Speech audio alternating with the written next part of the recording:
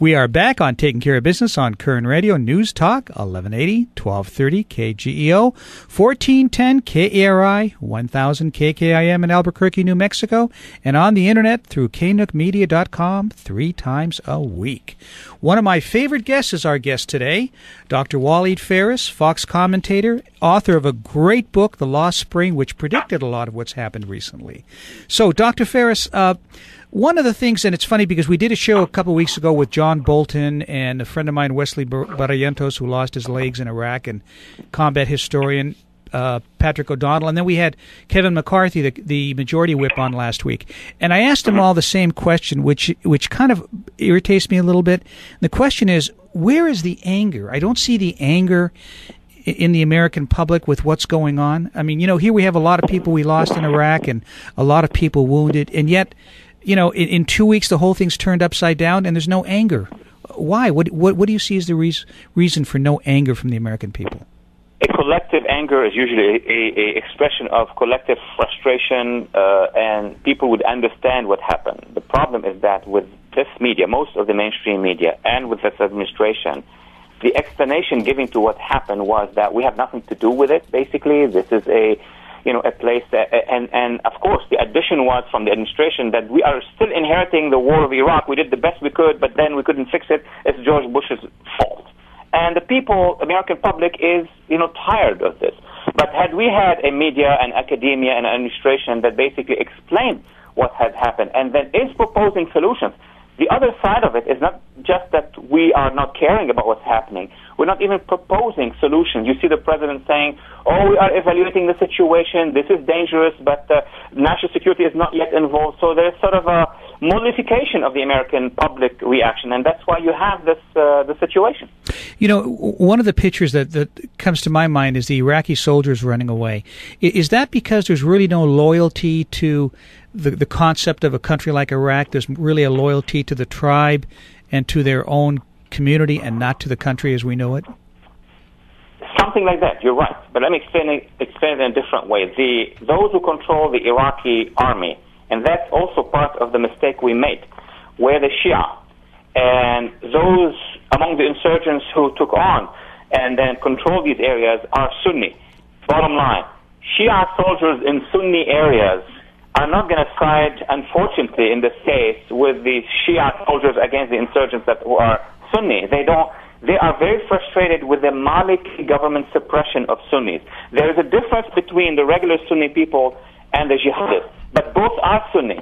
So that's why the Shia soldiers found themselves in the middle of Sunni areas, and they felt that the people is not with them, so they ran away. I want to give a plug here for the doctor's books, The Lost Spring and the Coming Revolution. Almost everything that's happened was predicted in his books ahead of time. So it's no surprise that countries, the UN, Congress listen to this gentleman because he's right. He's spot right on. So and it's a little scary at that.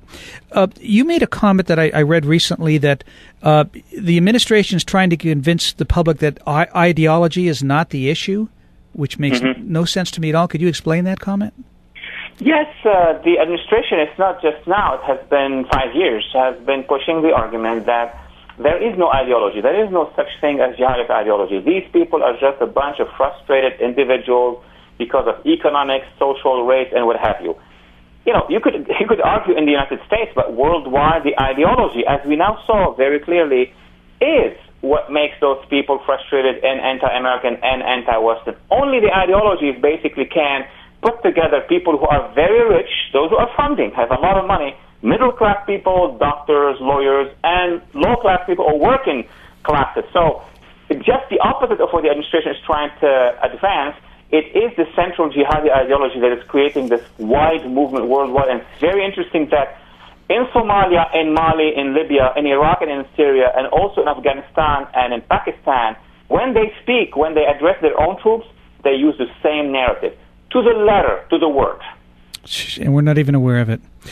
Our guest by phone, Dr. Walid Phares, Fox commentator, Fox Middle East and terrorism expert, and also an advisor to Congress, European Parliament, the UN, and the author of several books I highly recommend, including The Lost Spring.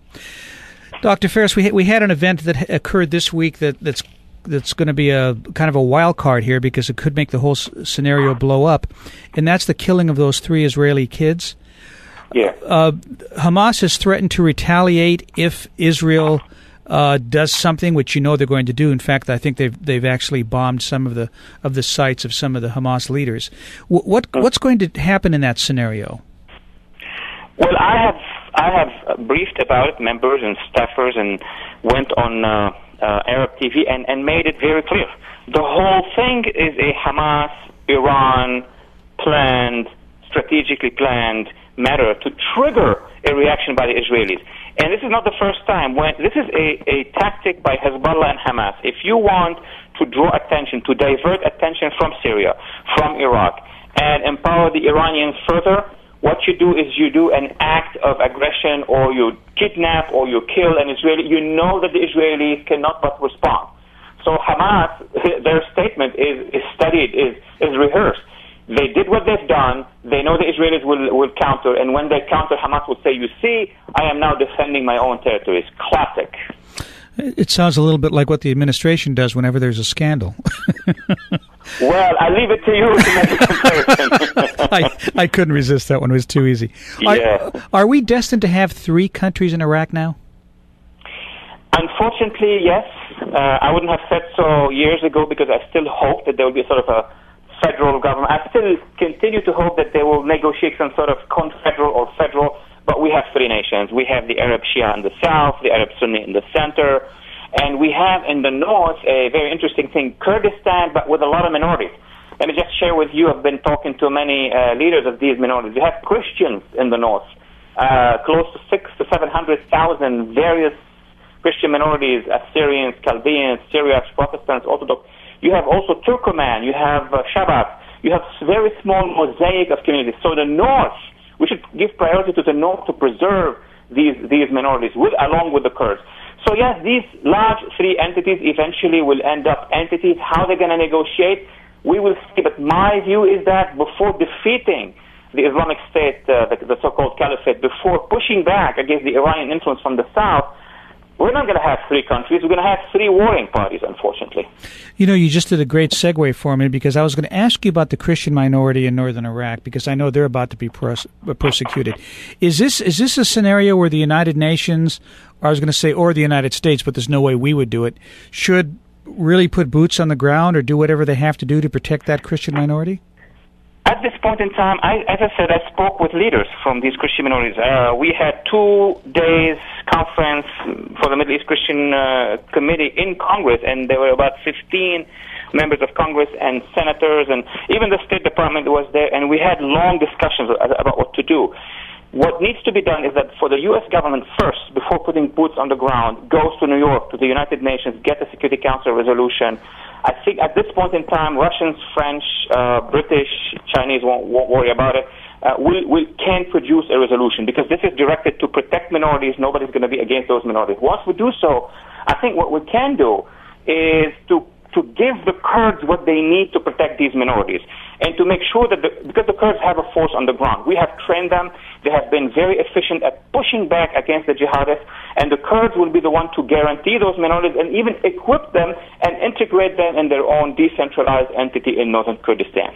Yeah, and I think hopefully that would happen. But what is Israel going to do in this scenario? I mean, now it's changed everything again for Israel. They've got to be furious with us in the first place. But, I mean, with Iran and with what's going on in Iraq, what's Israel going to do?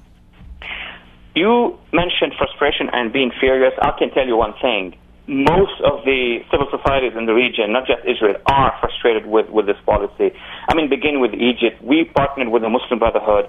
Almost a year ago, last June, 33 million Egyptians demonstrated against the Muslim Brotherhood, and there was a very direct criticism of the Obama administration foreign policy. Same thing went in Tunisia. Lebanese are very frustrated with our position because we're allowing Hezbollah to take over. Syria, I don't want to repeat that. You and I have discussed it many times, yes. And now Iraq. So what needs to be done is a massive change of foreign policy here in Washington. This is where the change has to happen. Now, the Israelis, they know that the neighborhood is changing, and they are very concerned that Iran is making advances, Hezbollah is being armed, Daesh or ISIS or the Islamic caliphate may, if they are empowered in Iraq, they may also get missiles. So the Israelis are very nervous about what's happening in the neighborhood. Yeah, and I can't blame them. We have about a minute left, but I almost get a feeling that another attack, another 9/11 type attack is imminent now, with the fact that you've got this very aggressive nation in Iraq and Syria. Look, it's not good to do predictions, but projections we can as political scientists. Yes, indeed. It's very automatic, very clear. If this quote-unquote caliphate, ISIS, jihadi state is not reversed, these people have enough cash, enough money, enough connections to actually arm and train and send cells to the West. What we've seen on 9/11 would be the ancestors of what we're going to see. There are already 1,000 Euro-American jihadists operating between Syria and Iraq. 1,000. We met 19 of them in 2001. Just imagine what would be hundreds of the equivalent of the 19 who came and visited us. This is a very dangerous time. Yes, it is. I highly recommend the doctor's books, The Lost Spring, The Coming Revolution. Doctor, thank you so much for the time. We have to have you back. Thank you so much for having me, and I will be back, and maybe in person next time. That would be great. We'll be back in a moment on Taking Care of Business on Current Radio News Talk 1180.